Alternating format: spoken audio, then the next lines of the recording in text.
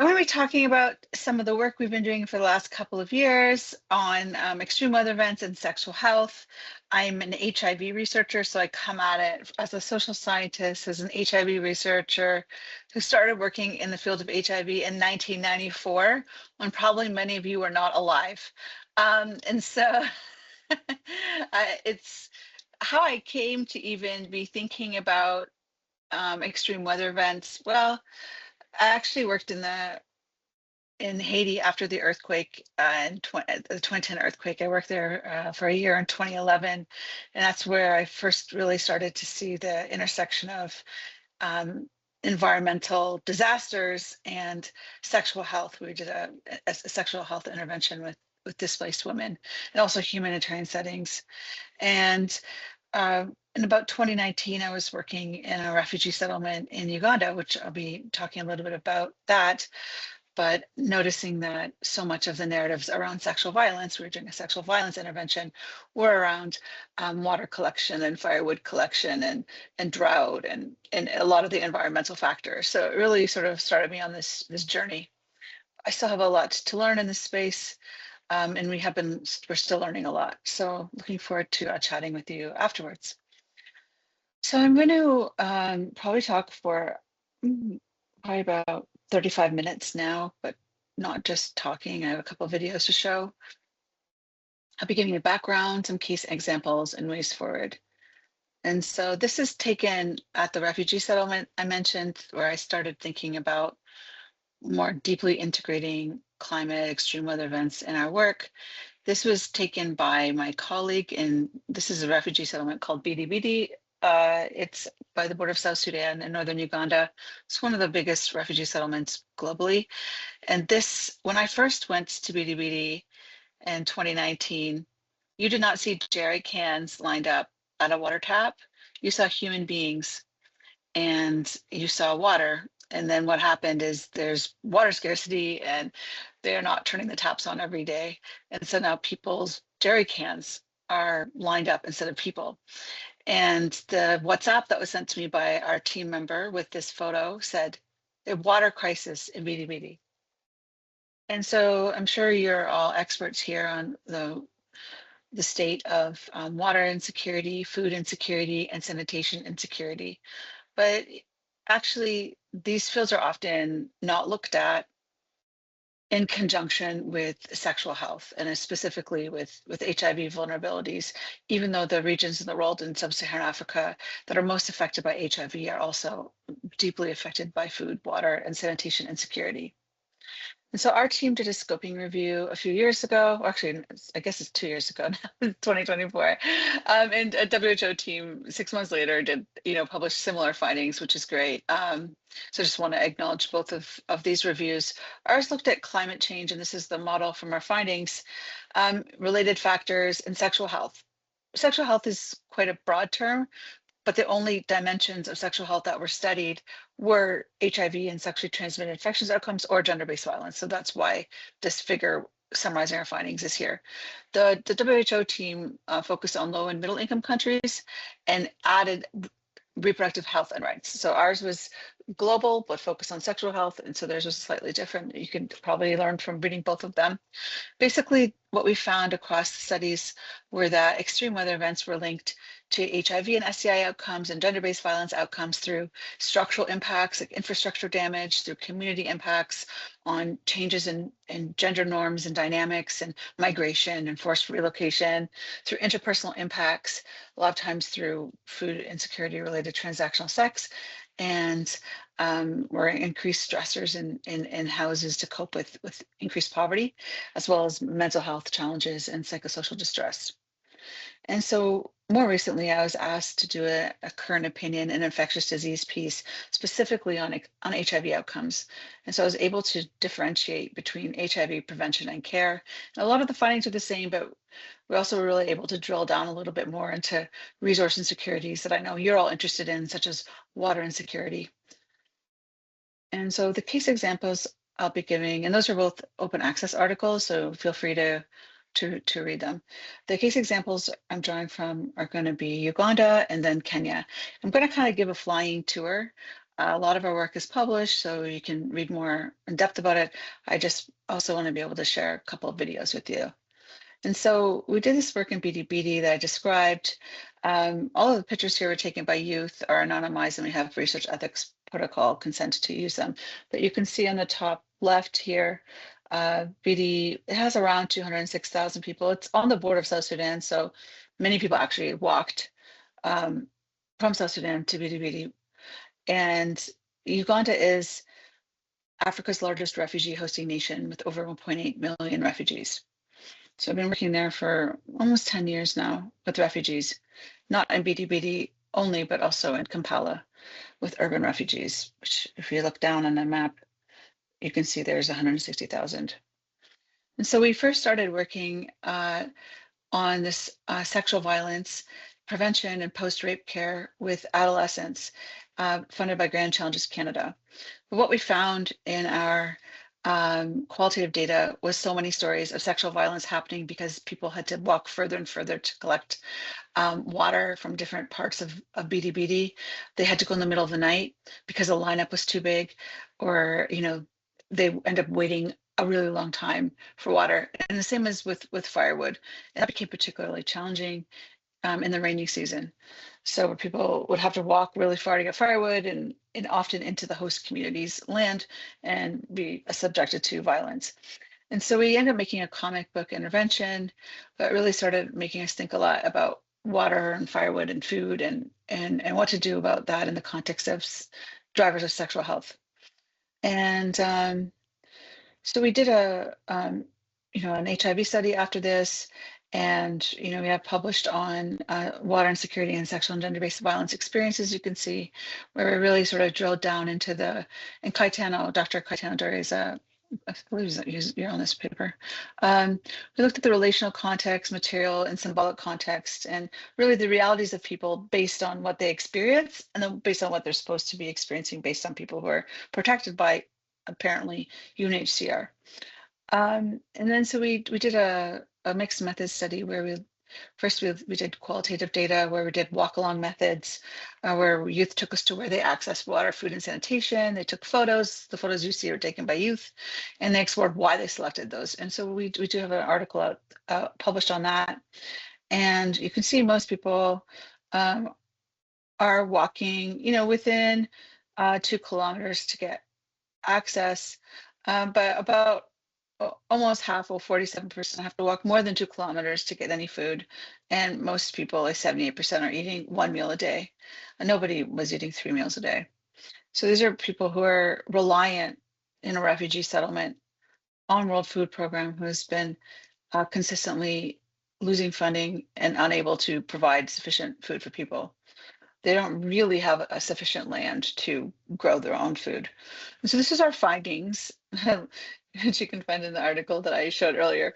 But really, we see that drought and flooding, in both similar and different ways, contribute to multiple resource insecurities among refugee youth: housing, firewood, food, sanitation, and water. And that happens through extreme heat. It happens through infrastructure damage, through agricultural damage. And those in turn lead to sexual and gender-based violence risks, transactional sex, menstruation management challenges, and hygiene and reproductive tract infections. Those in turn, lead to early child and forced marriage, unplanned pregnancy, missing school, which is also a risk factor. So it's really complicated, these pathways, and a little bit challenging to know where to intervene. But most people have not included youth in these in the climate and HIV research. And I'm not going to go too much into here because there's a lot to cover, but just, very clearly, youth and key informants discussed that they knew that climate was changing and it contributed to water scarcity and extreme heat. So people talk about seasonal changes, but they also talk about these climate changes where June used to be the time when there would be no rain, for instance, but this year there was rain. So the cassava had already started rotting when the rain came when it was not expected. So these changes in season, we've actually been looking at like the past 10 years of seasonal changes with NASA data to kind of corroborate the youth's narratives. We also found that drought was linked to many resource insecurities that were also linked with a range of sexual health outcomes, including sexual violence, transactional sex, and menstruation management. So when people don't have enough food to eat, a lot of times girls end up being engaged in transactional sex for food for themselves and also for their families, or families end up marrying off girls earlier. And, as I said earlier, if you have to go for water in a further zone, so refugee camps are military, they're military, I don't know how to say it, they're like a military space. So they're divided into zones. And BD, and also most refugee settlements I've been to, there's no public transportation.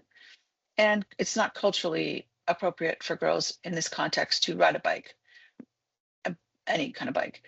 And so they're just walking. So people are walking often for hours to get water. And so what they say is you're going to come home at 8 or 9 at night.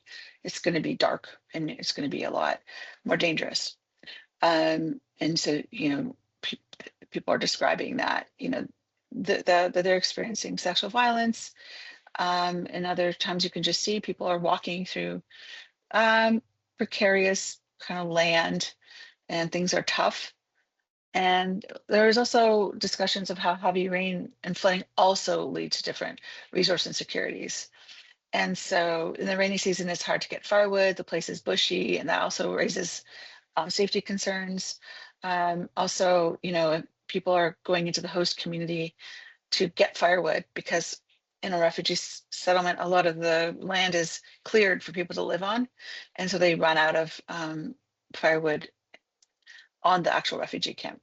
And also like pit latrines are overflowing and it makes it very difficult for girls to manage menstruation. So a lot of them talked about these, this is like the latrine this is an example of a latrine here and then the shower is next door. So the latrine is in the mud structure and then the shower is in the plastic structure.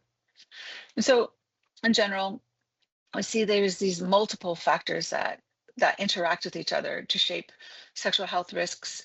There's ecological risks about drought, extreme heat, and I didn't really give all the examples, but one thing that I think is really understudied with this population is that in drought, there's also extreme heat, and the folks don't have electricity. So to manage extreme heat, people are sleeping outdoors. And then when you sleep outdoors, they were discussing their homes are being robbed or they're being attacked because they're sleeping outside. So that's just something else to consider when we think about people who don't have electricity. And so there's insufficient humanitarian funding, and that's even more so. Not to get depressing, but there's been reports of suicides this year or in the last year in the refugee settlements because of starvation. And I personally met people who have lost babies due to starvation because there's insufficient food. The food rations have been being cut every single year. And this has gone obviously worse with the USAID funding cuts. So then there's community level unemployment. It's very hard to get employed in this huge refugee settlement with no public transportation and everybody is sort of living in poverty. And then there's also this causes household stressors and ultimately affects early pregnancy, HIV risks, menstruation management, and reproductive tract concerns. So if you want to hear more about specific elements of the study, we have stuff on physical health and stuff published on psychosocial stressors. And so we also accompanied this with a survey, and we looked at exposure to extreme weather events and HIV vulnerabilities. It's been published in Sexual Health last year.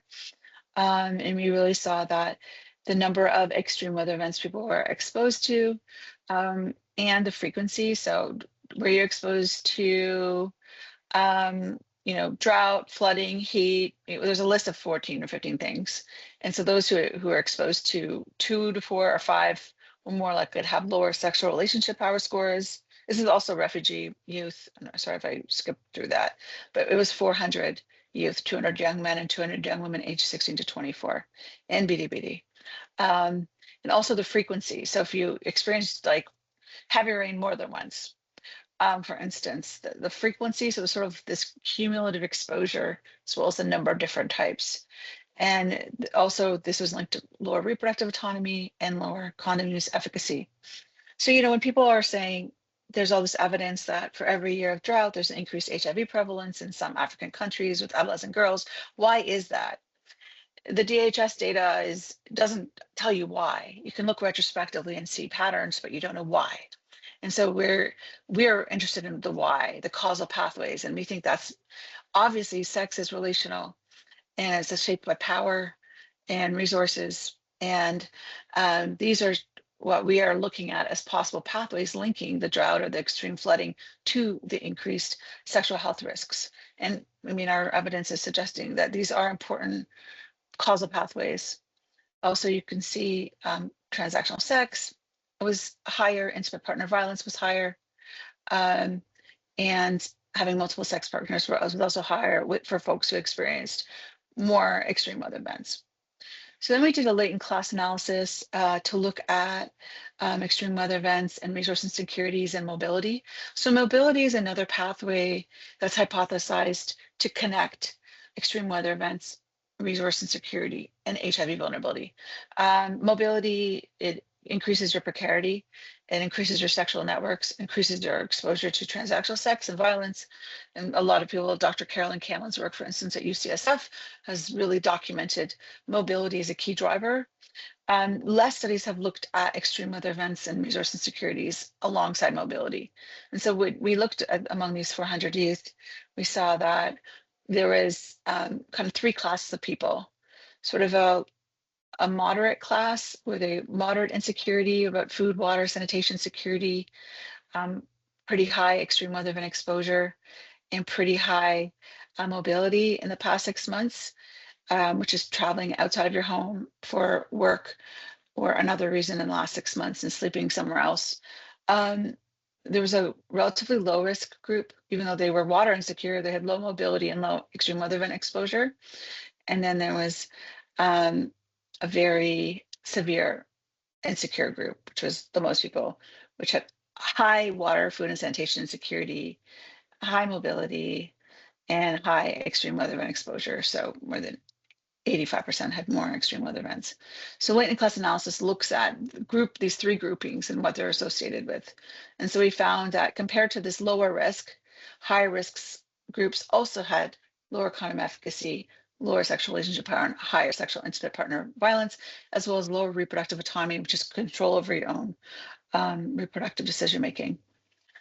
So this is papers in peer review right now, but also just suggests that extreme weather events co-occur with these resource insecurities and mobility to really shape these relational level outcomes. So we should be thinking about all of these together: water, sanitation, food, and extreme weather events and mobility. So I'm just gonna probably go over this one a little bit faster. We did a 6-site study with young adolescents aged 10 to 14 in Kenya. All of this artwork is produced by youth, and we have ethics approval to use it for research purposes. And this is participatory mapping on the right, where youth mapped their community. And on the left was from walk-along interviews. People took photos, and then as part of the participatory mapping workshop, they added emojis and descriptions to the photos. So that's, for instance, a toilet on the left, where you can see people feel unhappy or mad about the toilet. These are the 6 locations. And if you want to read more about it, our protocol is published in the Journal of Global Health Reports. So it was Kalobei, which is a refugee settlement, Isiolo, which is nomadic and pastoralist communities, Mathare, which is an urban informal settlement in Nairobi, Naivasha, which is a flower farming community in the Great Rift Valley, Kilifi, which is coastal farms, and Kisumu, which is a fishing community. And so I won't go into depth, but we did focus groups with elders, we did walk-along interviews with youth, we did participatory mapping with youth, and then we ended up following that up with a study with 16 to 24-year-olds. So we have published this recently, which has been exciting. These are some examples of some of the participatory maps and some of the photos with people's reactions to them. And we're able to publish in BMJ Global Health, which is great. So you can find more information there, but you can see here, because I know you're all WASH people, they described the toilet. So the boys in Calabi in the refugee settlement, this is their reaction to this toilet, which is mostly not pleased. And why? So the facilitator asked why, and they said privacy. There's no door, so this is a piece of fabric. It can swing when there's wind. There, it's smelly. It spreads diseases. There's no hand washing, water, and there's limited availability of the toilet. So it's just this one toilet. And so, yeah, I'm not going to go into depth about this, but yeah, basically, this don't ever do a qualitative study this big with 297 people. Too much qualitative data, just saying. So there's a lot, but these are our key themes. Very similar to what I described earlier, climate and extreme weather events increase these resource insecurities, food and water contribute to youth missing school, sexual violence, transactional sex, and exploitative relationships for food and water. Sanitation, insecurity, so insufficient access to toilets and to menstruation management supplies produce challenges regarding menstrual hygiene, which then resulted in girls missing school, increased sexual violence risks if people did not have a secure and safe place to use a toilet, as well as transactional sex. And then, of course, this transactional sex and exploitive relationships. These are 10 to 14-year-olds who were linked with early pregnancy and STIs. And there were some gender differences. So a gender inequity. So girls were more likely to report violence and sexual exploitation, and boys were actually more likely to run away from home. So there was some gender differences there. And this is our conceptual framework. But as I said, I'm not going to go into all of this because I just sort of told it to you, and I want to show you a little bit of a video. So this is a video. I hope the sound shares. I just want to show the first 2 minutes. If you cannot hear the sound, I can see you, Kaitana. Can you give me a thumbs up if you hear the sound when I press play? So this is made by Dr. Sarah Van Borik, who was a postdoc on our team. She did a Wash Talk last year. She's amazing. And we just, the whole video is actually available on our website, and it would be great if more people watched it, the whole video, but it's 20 minutes, so I obviously can't show the whole video, but I was going to show you the introduction to it. And it was the findings from the study I just described with the participatory mapping. I hope that it plays sound. I don't hear sound. And the songs were made by the youth. Hopefully we can you hear it, Kaitano? Shoot, okay. I really don't know how to edit this, so maybe I just won't play the video.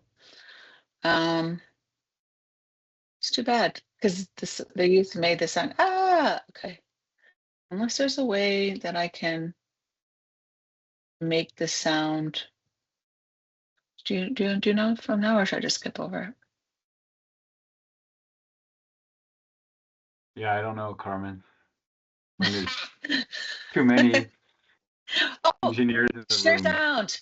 Share sound. Okay, let's go. see. Tell me if you can hear this. Okay, the song is made by youth in the 10 to 14-year-olds as part of the participatory mapping. Let me see if you can hear this now. So I press a button that said share sound.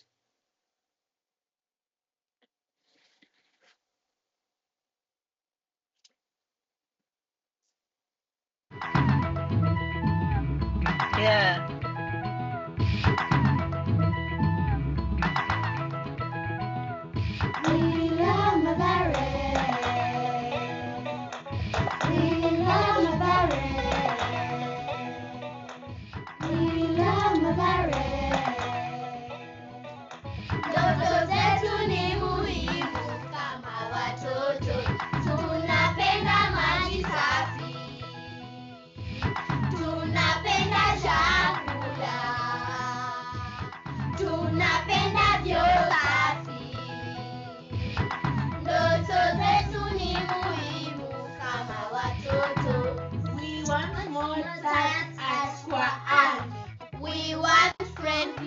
Shopkeepers.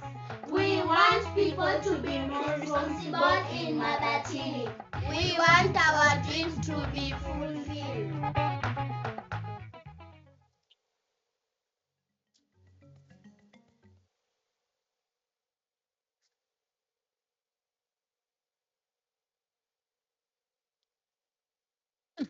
Okay.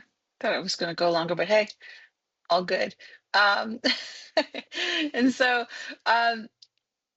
that goes on, and kind of shows the youth's walk-along interviews and their narratives around water, food, and sanitation and security. And so after that, we did a sense maker study where people looked at pictures that were taken by the youth and then shared their own experiences. And we did this with 16 to 24-year-olds as part of a beginning of an HIV prevention study. And then we made digital stories about those experiences collectively with groups. And you can see we have, we really wanted to focus on some of the groups that were excluded in the climate and HIV research. So even though HIV disproportionately affects people who are marginalized, such as sex workers, LGBTQ folks, they're almost completely missing in the HIV climate change research. So we did this qualitative study, and you can see that there are some similarities you're going to see, but also a little bit of differences. So this is a finding with men who have sex with men and sex workers in Nairobi, 16 to 24 years old. They described how drought and flooding, increased water, food, housing, and sanitation security. Flooding also damaged infrastructure, homes, rivers through waste, flooded walkways. And this led to changes in water access and availability. So they either had less water to use or had to travel further. In food access, so people went a long time without food. Cost was higher, and a lot of people lost shelter.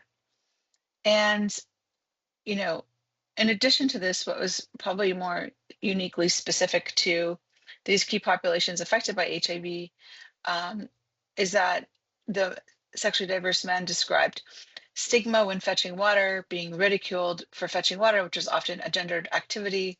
But if you are a gay man living on your own, who's going to get water for you? So people are going to get water and then often be hyper scrutinized for who they are and why they're there getting water.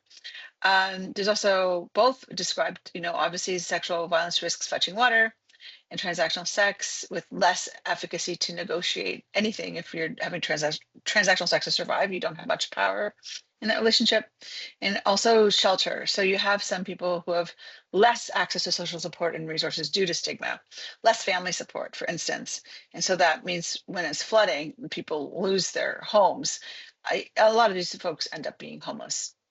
I do have a digital story that I was going to share if you think we have time, or should I just maybe skip through it? Kaitano says yes. Okay, hopefully this sound will just come on because I pressed sound sharing earlier. Let me see. It was one night Can you when hear it? me and my family were preparing to sleep and it started raining. We had the rain because our house is made of iron sheet. Me and my siblings were normally sleeping on the floor because our bed was broken from floods. It rained so heavily that the water started flowing inside our house. The water started destroying all of our properties like the food, books, clothes, bedding, and cookers. We were so scared. It was midnight and our house was still full of water and it kept increasing. We started thinking of what we could do that night and we didn't have anyone around to help because our parent had traveled to our rural home. We decided to get help from one of our neighbors. Me and my 5 siblings started the journey to his place. When we got there, we found the neighbor alone and he welcomed us. He guided us on where to sleep. The place where my siblings were sleeping was full, so he suggested I sleep on the sofa. Little did I know that the neighbor had bad intention towards me.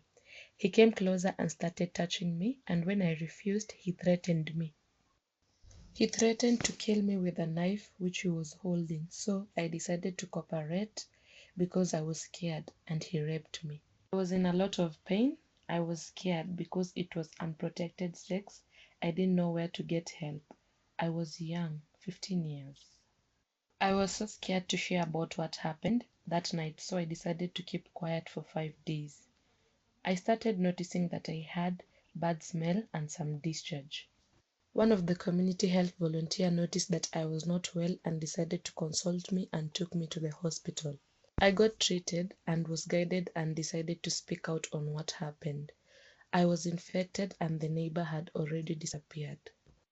After sharing my story, our community started cleaning the drainage and trenches so that when it rains, it doesn't flow into the houses. The community also helped in raising the foundation of the houses to high level. One of the members from the community shared with the government, and they help in building good drainage, trenches, and planting of trees.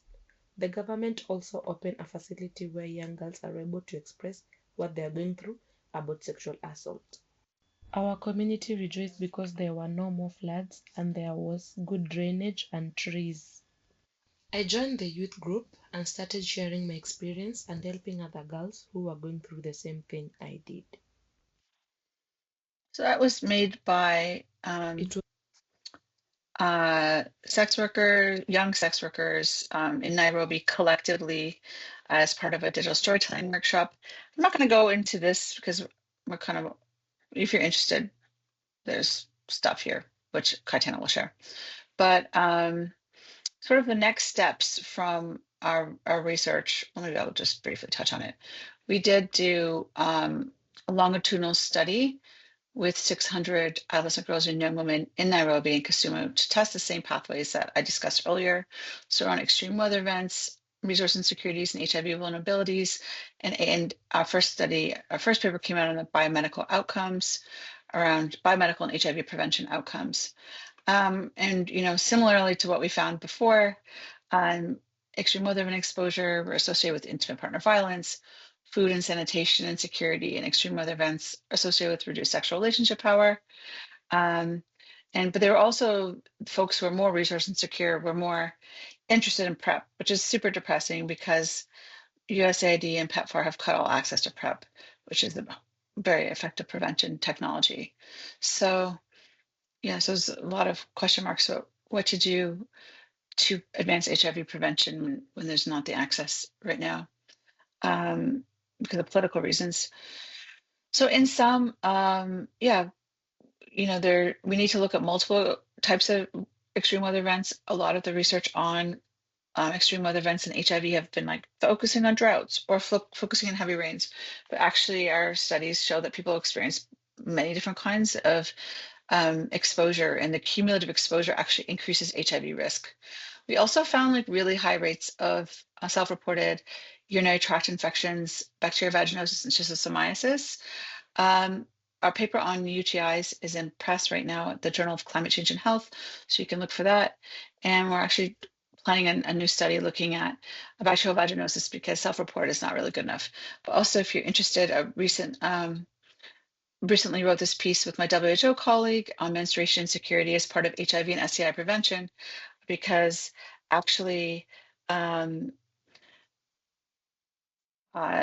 you're like the fact that people can't manage menstruation with insufficient access to water and sanitation hygiene actually increases risks of bacterial vaginosis and reproductive tract infections that in turn increase risks of HIV and STIs. So actually wash access is key to menstruation security and to HIV and STI prevention, but it's very understudied. And ways forward, there's like largely parallel paths from these different resource insecurities to sexual and reproductive health, but HIV has largely focused on food insecurity. So there's a call for HIV researchers to look at water and sanitation, but also for water and sanitation researchers to think about sexual health. And what would it look like for early warning systems to integrate with sexual health promotion, for instance? We've been also talking about self-care during climate-related extreme weather events for sexual and reproductive health and rights. And this is building on the WHO work. So, if, for instance, we know that people are going to be mobile and move around a lot, why wouldn't we think about long-acting injectable contraception or like longer prescriptions of access to HIV medication, for instance, if people are going to be mobile, or if there's going to be disrupted access to clinics because of flooding, for instance. And a lot of this today has been more on the challenges, but we actually do have a paper that one of our postdocs, Dr. Ying Wang, is leading on the actions that refugees and BDBD are taking in everyday life to mitigate risks and to cope and to manage. And so there's a need to more focus on disaster resilience, sexual well-being beyond risks, so sexual respect and sexual self-esteem, sexual self-determination, and how that really requires a gender transformative approach. And what else here? Yep. Let's look at lots of climate issues, extreme weather events. Let's look at power and gender norms, and let's integrate this WASH and disaster risk reduction with sexual health. And there's like a million people to thank, and just want to thank the Uganda team, Kenya team, UOT team, and all the funders.